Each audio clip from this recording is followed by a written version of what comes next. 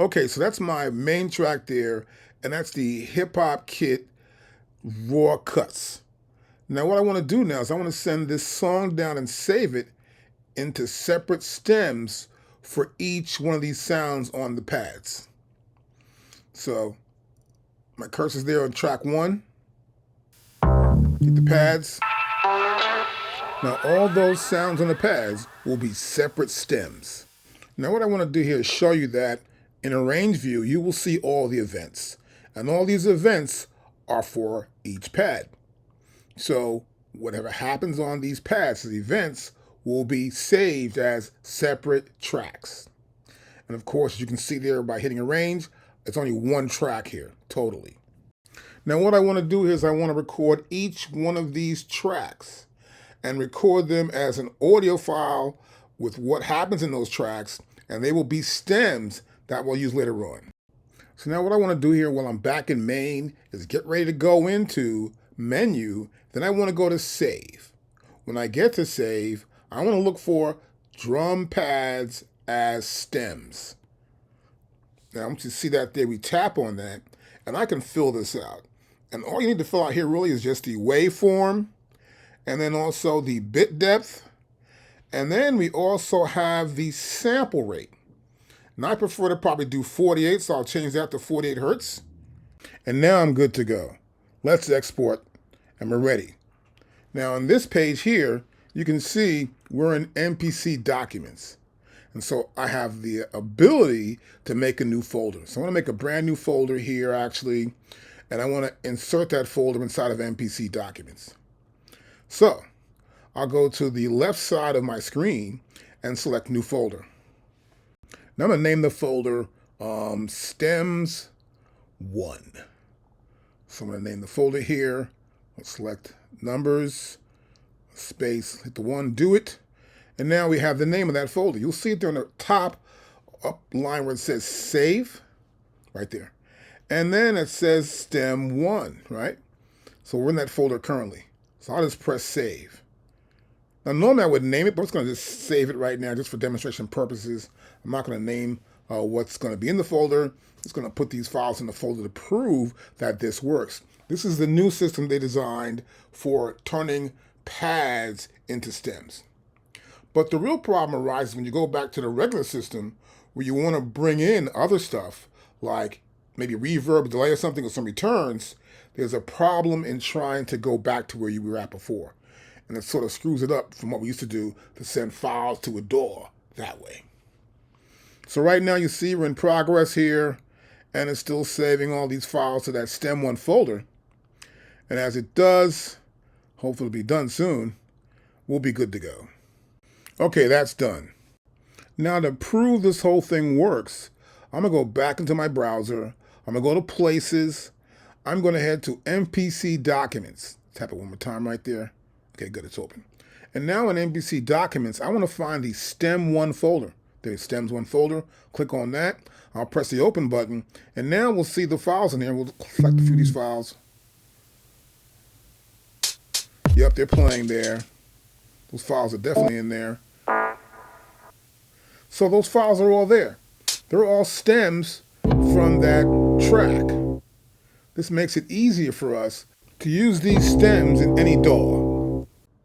Now the problem we're having now is that the old method, or the method previous to this, which was really good, was to actually send out these tracks from in here, which is our main mode, and we would go to the track, select the pencil tool, and then that pencil tool would give us this dialog box with options. Now this current one here, this was just for the arrangement. But we want to use the pencil tool on the track section. And when we do get there, we want to explode the tracks out. And by exploding them, we do it internally within this sequence. So there we have it right there. You'll see explode track there in the middle, right there. We're pointing to it right now. And we want to explode these tracks out. Makes it easier. I'll press explode tracks. And once we do, we're good to go, right? And that's important. As you can see, there's only one track there. There's no other track but that. There's submixes, there's returns, there's outputs, but there are no tracks. There's one track with a bunch of sounds. So we go back in here, we select explode track, and now it's taking every track or every sound, every pad that has a sound on it, and making it into a track. If that track has events on it, then it's creating all these events, right? And so now it's compiling all these tracks up and putting them in here in the software. Now we can see here it's done. As we turn the data wheel, the very first track is going to be muted. That's the original track. All right, that's muted.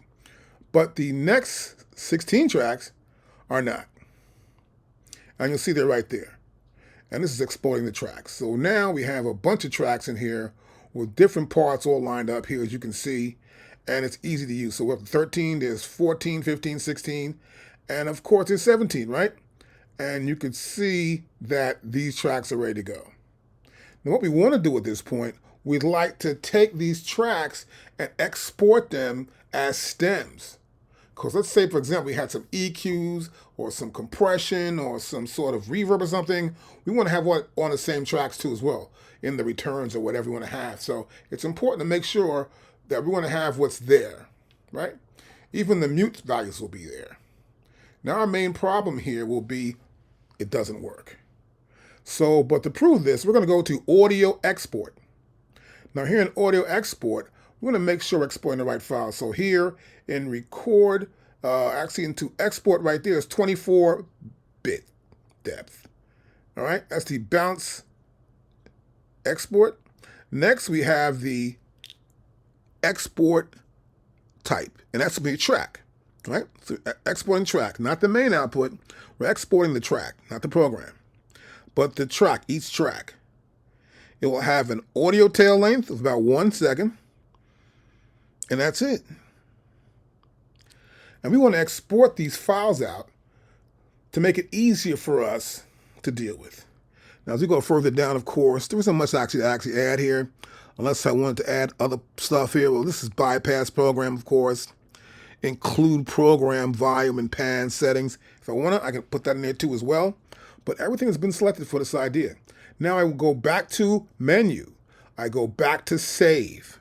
And in save, I want to go to audio mixdown. Right there.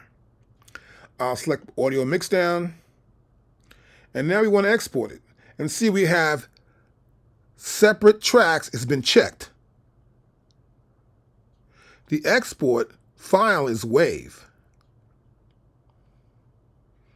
The bit depth is 24. If I go to the top, that's going to give us the left and right outputs. But we want to do separate tracks. We have separate tracks already. We have that lined up already. And so we have file export as a WAV file. That's a selection there. Then I also have export returns if I want to do that. I have returns, I can export those too as well. We got WAV. We also have our bit depth right next to that, which is 24. Then we have our sample rate, which is 48 hertz. So the next thing to do is probably export all these tracks, right? So I want to go back to my MPC documents folder. Once I get there, I'd like to make a brand new folder. This is going to be stems and space, then 2. Stems 2. I do it. Perfect. You see there on the top, it says internal MPC documents / stems 2. We're in that folder. We'll press save. It saved one thing. It didn't save anything. That's the problem. It doesn't do that at all. Before it did, and now it doesn't. So they fixed one thing, stopped something else. I don't know what's going on here. It's kind of weird. And I don't know, but hopefully they're going to fix this. Because this is why I do not use MPC 3.4. Because I have no idea what's going to happen when they do it. I do investigate it, and I go back to my usual 2.15.1.